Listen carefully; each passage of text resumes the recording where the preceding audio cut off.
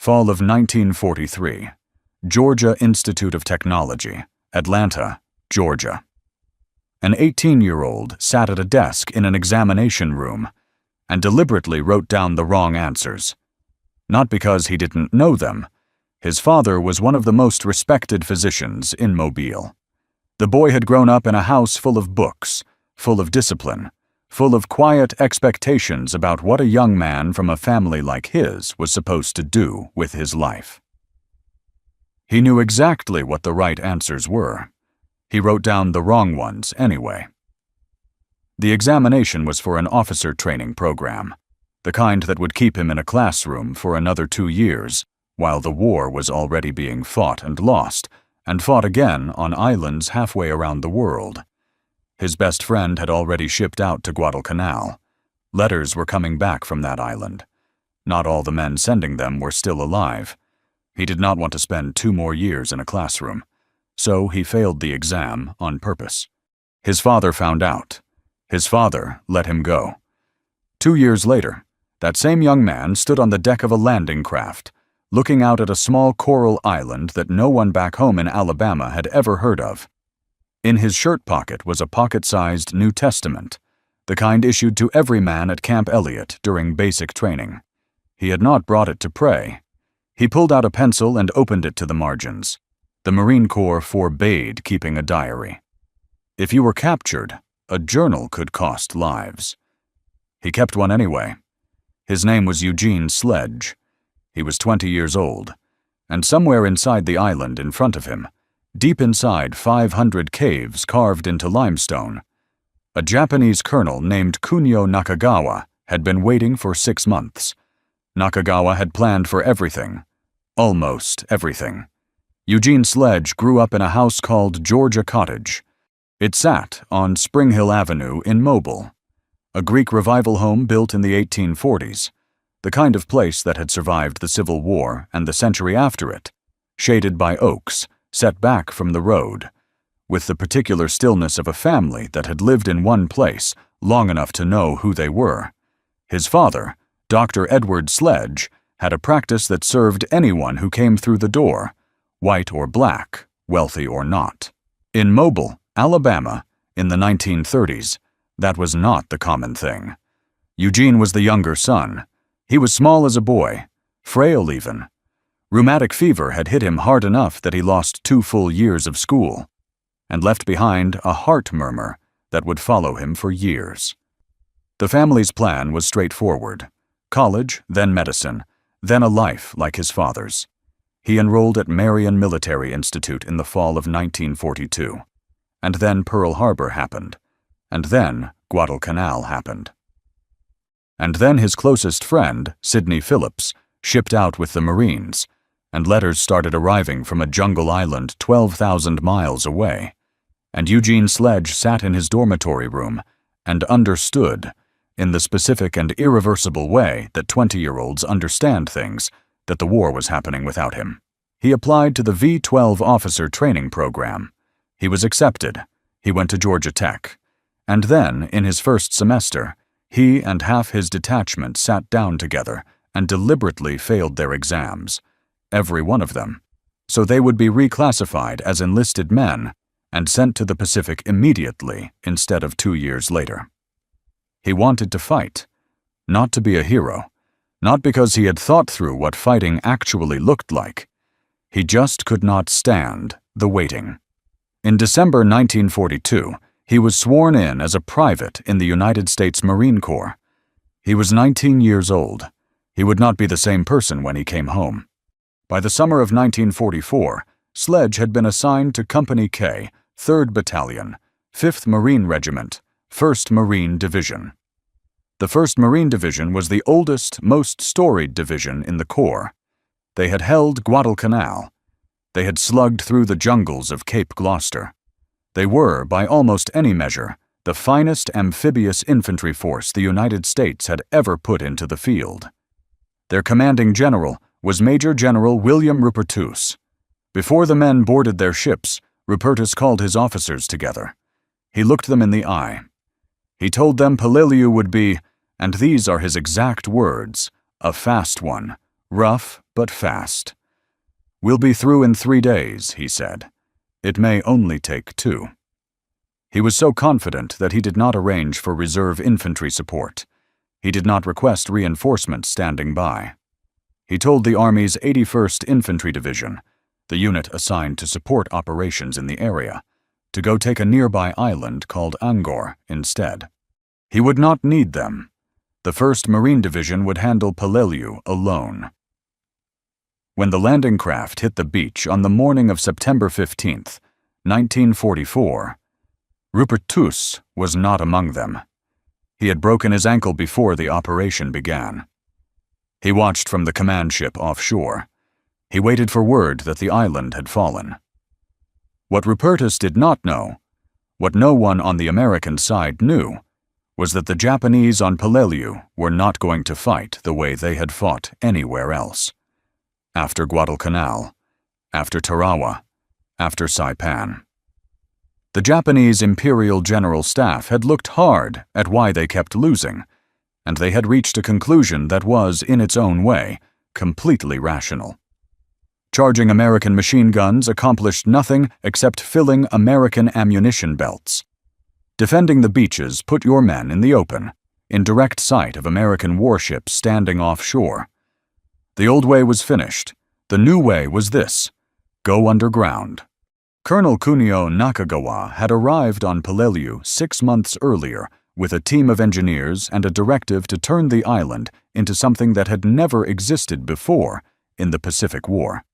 The Umurbrugol, a ridge of limestone coral running along the northern half of the island, was honeycombed with natural caves. Nakagawa's engineers went to work. 500 cave positions, steel blast doors that could be slid shut after each gun fired, so American ships offshore had nothing to aim at.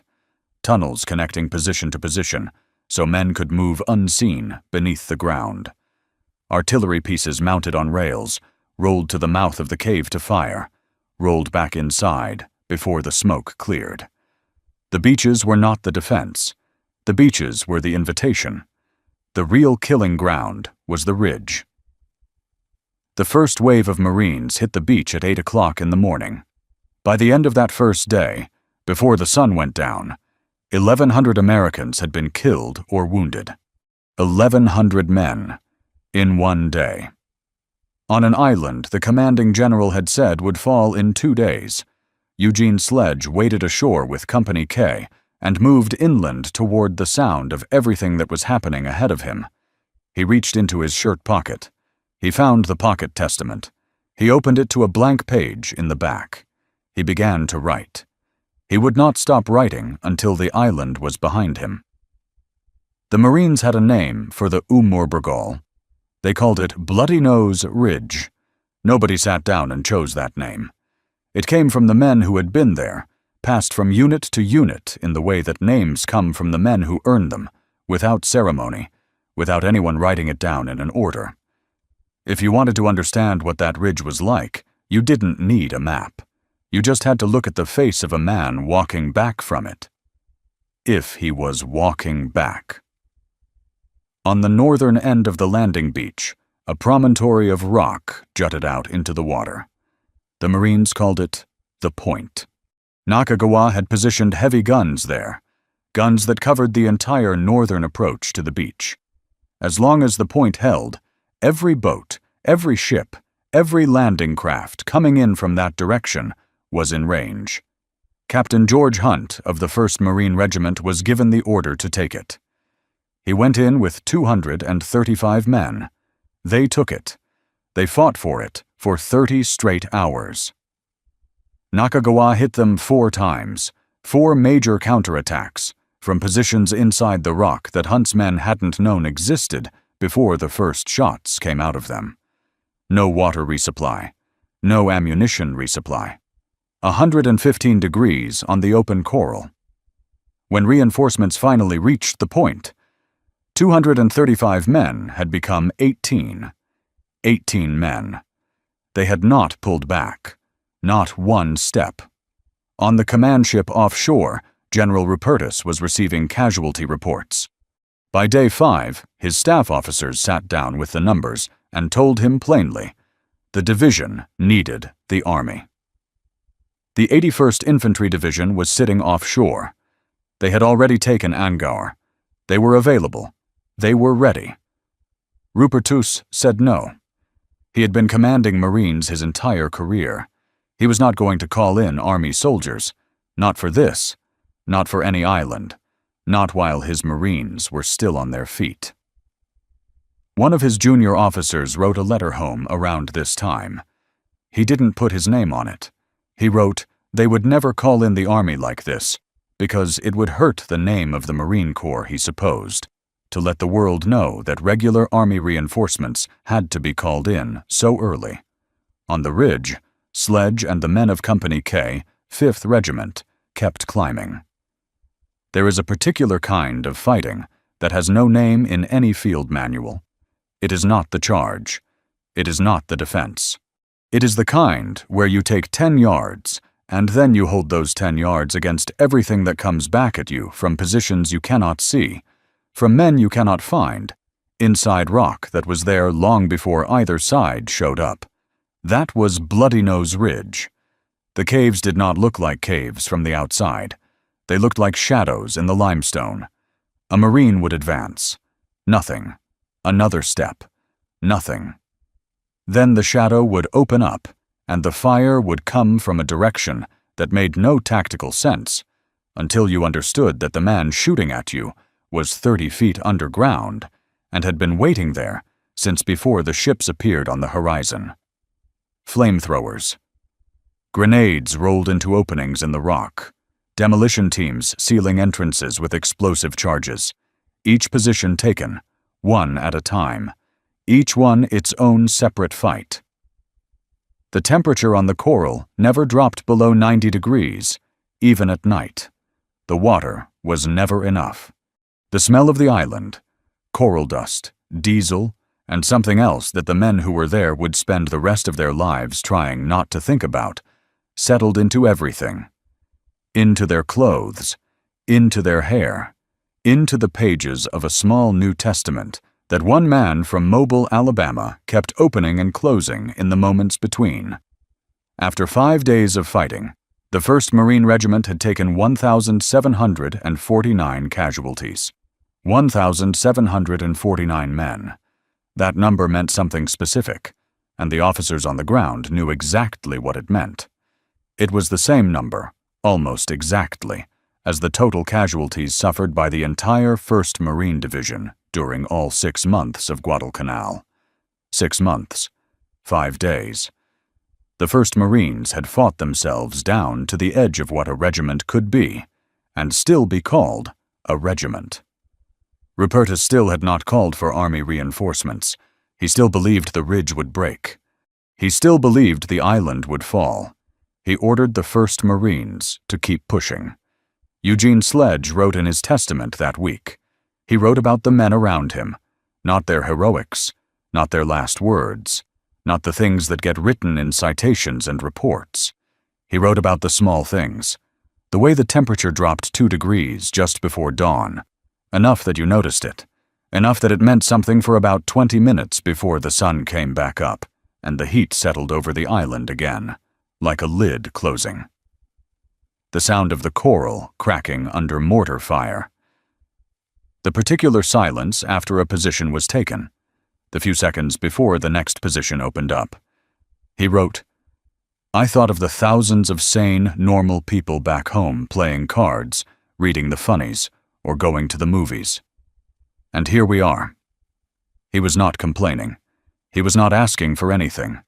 He was just marking the distance, the exact, unmeasurable distance between the life he had left in Mobile and the thing he was standing inside of now. The men who read those words decades later, the historians, the veterans, the sons and grandsons, said the same thing. They said he wrote exactly what it felt like. Exactly. Deep inside the Umur-Brogol, Nakagawa was also writing. His first dispatch to Tokyo went out in those early days. He did not report a victory. He reported what he had observed, the number of positions taken, the number of counterattacks absorbed, the rate at which his defensive lines were being compressed. And then, almost as a separate matter, he noted something he did not have a satisfactory explanation for. The Americans were not stopping. Not when their water ran out. Not when their ammunition ran low. Not when the casualty reports reached numbers that, by any previous standard of this war, should have produced a withdrawal. They were not stopping. He filed his report. The Emperor's first telegram arrived shortly after, then the second, then the third. In Tokyo, they called it a victory in progress. In the caves of the Umurbrogol, Nakagawa knew what it was. He had designed the perfect defense. He had calculated everything correctly. He had not calculated for this. On September 21st, General Roy Geiger came ashore. Geiger commanded the 3rd Amphibious Corps, Rupertus reported to him. He walked the lines. He looked at the men. He looked at the numbers. Then he did what Rupertus had refused to do. He ordered the 321st Infantry Regiment of the Army's 81st Division to land on Peleliu. It was not a request. Rupertus could not stop it. The 1st Marine Regiment, the regiment that had taken the point, that had gone into the Umurbrogol on the first day and had not come back out whole, was pulled from the line. They walked to the beach in silence. 1,749 men had gone in. What came out was not a regiment anymore. It was the men who were left.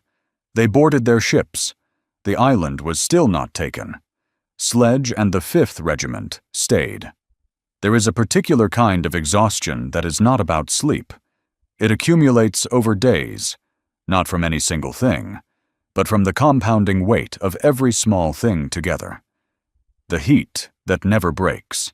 The sound that becomes so constant it stops being sound and becomes something closer to weather, just a condition of the air, a property of being alive on this particular piece of ground. Sledge had been on Peleliu for more than a week. He was 20 years old. He had grown up in a house on Spring Hill Avenue where his mother cooked dinner and his father read the evening paper, and the worst sound in the neighborhood was a screen door closing too hard in the summer heat. He was still that person. He had not stopped being that person. That was the thing nobody back home could quite understand later. Not that the men who came back were changed, but that they were both things at once. The boy from Mobile and the man who had been on the ridge, both, at the same time, always. He kept writing, not every day, not in any organized way, in the margins of the Testament, on the blank pages at the back, wherever the pencil fit. He wrote about a young Marine he did not know by name, couldn't have been more than 18, sitting against the base of a limestone wall one evening with a photograph pressed flat against his chest, not looking at it, just holding it. The way you hold something when looking at it is more than you can manage right now. Sledge did not ask him about it. Nobody asked. There were things on that island that belonged only to the man carrying them. He wrote about the smell, coral dust from the constant shelling, diesel from the vehicles and the landing craft. And beneath those, another smell, the one that seeped up from the ground itself on the hot afternoons, the one that had no name he could write down in a small notebook without making it too real. He wrote, "We were in the abyss," he wrote. Peleliu was a meat grinder.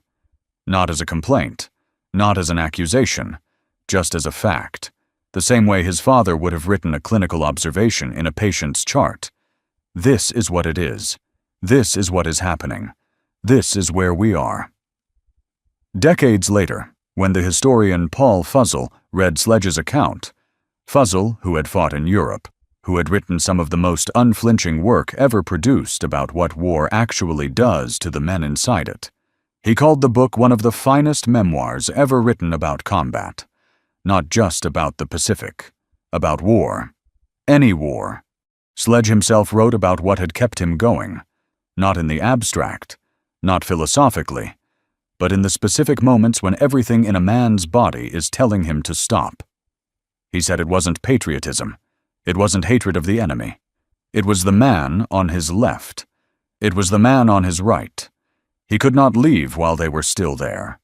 That was the whole of it. That was enough. Nakagawa had built his defense around a simple truth of warfare. Every army has a breaking point. You find it by making the cost high enough, long enough, that continuing becomes more painful than stopping. He had made the cost very high. He had been making it very high for weeks. The breaking point had not come. He had designed the perfect system for defeating an army. He had not designed it to defeat men who would not leave each other. By late November, Nakagawa had 56 men. 56 from the 10,000 who had been on the island when the Marines landed. He had been receiving telegrams from the Emperor since the first week of the battle. The 4th, the 5th, the 6th. Each one arrived. Each one acknowledged his sacrifice. Each one contained no ships, no aircraft, no men. There was nothing left in Japan to send. There had not been for some time. Nakagawa understood this. He had understood it for a while. He sent his final dispatch. "Our sword is broken, and we have run out of spears." He divided his 56 men into 17 small groups. He gave each group a direction. He told them to attack. Then he burned the regimental colors. Then he sent a final coded signal to Army headquarters. 3 words: Sakura, Sakura, Sakura. Cherry blossoms, the signal that the island had fallen, and that the man sending it would not be reporting again. Then he and his second-in-command took their own lives. The Emperor posthumously promoted him to lieutenant general. 11 telegrams had been sent. No one had come. On November 27th, 1944, 73 days after the first wave of Marines hit the beach, Peleliu was declared secure. 9,800 American casualties. 10,700 Japanese dead. One small island, 8 square miles in the middle of the Pacific Ocean. After the war, military historians spent years arguing about Peleliu, whether it was necessary, whether the cost was worth it. Admiral Halsey had recommended canceling the invasion before it began. The Japanese garrison was already cut off, he argued, already irrelevant to the larger campaign. Nimitz overruled him. The argument has never been fully settled, but there is one thing that happened because of those 73 days that does not appear in most accounts of the battle. It is a small thing, or it seems small until you know what it is. On the 2nd of August, 1945, 9 months after Peleliu was declared secure, a Navy patrol plane took off from the airfield on the island. The pilot was Lieutenant Wilbur Gwynn. It was a routine flight, a search pattern over open water. About halfway through his route, Gwynn looked down and saw something in the ocean that should not have been there. He dropped altitude. He circled. In the water below him, scattered across several miles of open Pacific, were men. 316 men. They had been in the water for 4 days. They were the survivors of the USS Indianapolis, the heavy cruiser that had been struck by Japanese torpedoes on the 30th of July and had sunk in 12 minutes. No distress signal had been received. No one had reported the ship overdue. No search had been launched. For 4 days, 316 men had been in the open ocean, and no one on the American side knew they were there. Gwynn's plane, flying out of Peleliu, found them. Within hours, rescue ships were on the way. Those 316 men came home because a patrol plane happened to fly over that stretch of water on that particular morning. That patrol plane flew out of an airfield on an island that had cost 9,800 American casualties to take. Whether those numbers balance, that is not a calculation anyone can make cleanly. But the men in the water didn't have to make it. They just came home. There is one more thing about Peleliu that the history books record, but rarely dwell on. Nakagawa's tactics did not die with him on that island. Every Japanese commander in the Pacific studied what he had done. The 500 caves, the sliding steel doors, the guns on rails, the defense built into the rock itself instead of along the beach. Iwo Jima, Okinawa, the same system, deeper, more extensive, refined by everything Nakagawa had learned across 73 days of being taken apart, position by men who refused to stop. The Marines who landed on Iwo Jima in February of 1945 walked into a defense that had been built, in part, on the lessons of Peleliu, and they took that island too, and Okinawa, every island, every time. Nakagawa had given his successors his best work. It was not enough. It was never going to be enough. The men of the 1st Marine Division received the Presidential Unit Citation for their service on Peleliu. The citation described their conduct as marked by conspicuous gallantry and intrepidity. There are not better words. But they are not the words that stay with you when you read what those men wrote about themselves. What Sledge wrote, what the others who kept their own notes wrote, the letters that made it home, and the ones that didn't. What stays with you is simpler. An island gave them every reason to stop. They didn't stop. Eugene Sledge came home to Mobile in the fall of 1945. He walked back into the house on Spring Hill Avenue. His parents were there. His father, the doctor who had let him go, who had signed nothing and said nothing to stop him, was there. Sledge did not tell them what he had seen. Not that night. Not in the weeks after. Not in any complete way. Some of it he could not find words for yet. Some of it he could find words for but understood, with the quiet certainty that comes from having been somewhere most people haven't, that no arrangement of words would carry it across the distance between where he had been and where they were sitting. He put the pocket testament in a drawer. He enrolled at Auburn. He studied business administration, not what his father had hoped for, but something. He graduated in 1949. He went back for a master's degree, then a doctorate in biology from the University of Florida.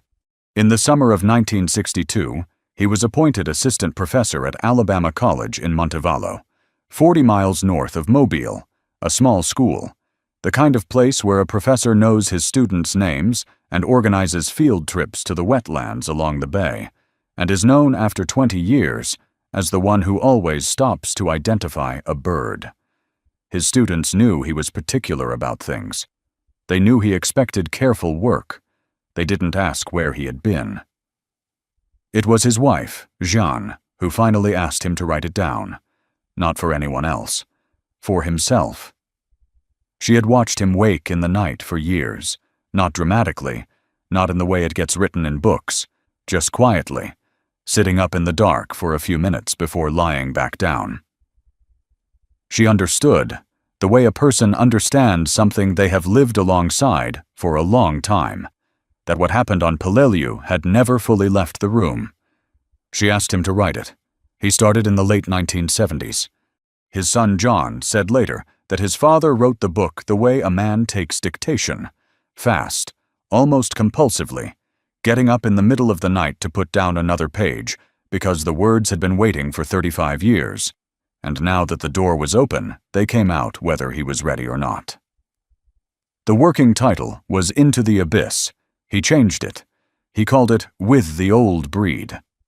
It was published in 1981 by a small academic press that specialized in military history. It did not have a large first printing.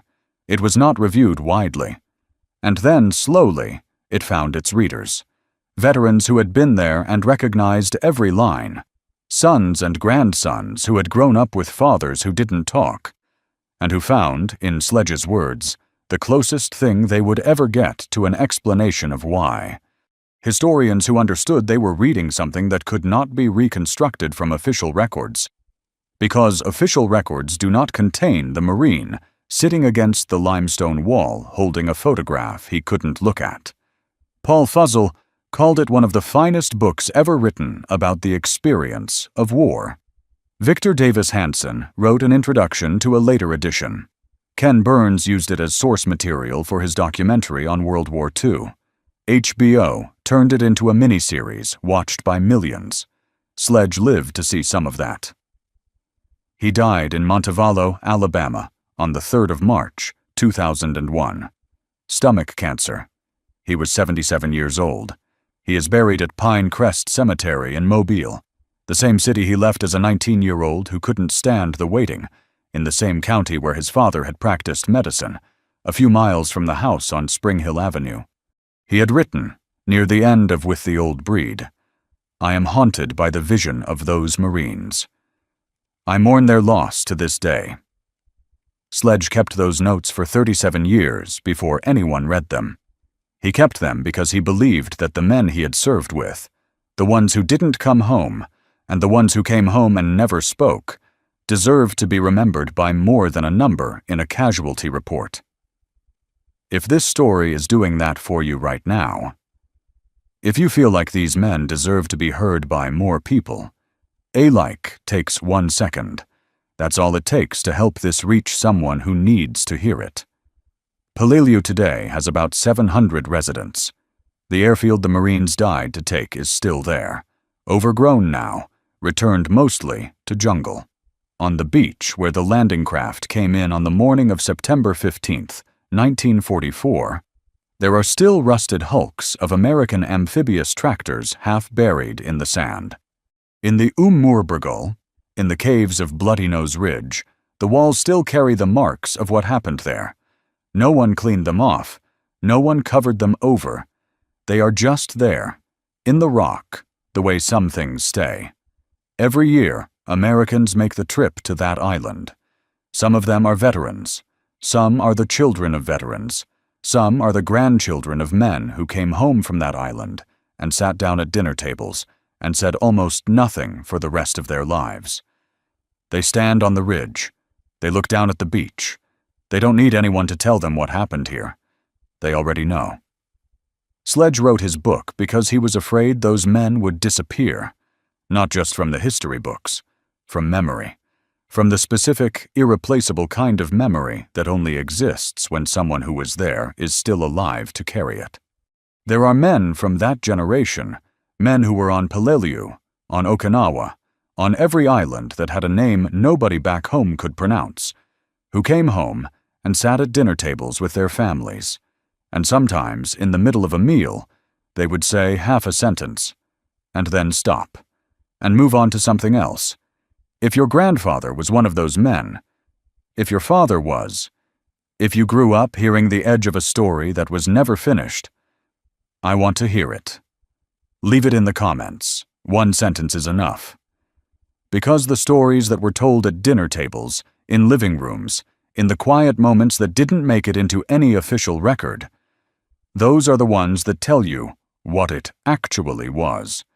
And if they're not written down somewhere, if they only exist in the memory of the people sitting here right now, then when that generation is gone, those stories go with them. Don't let that happen.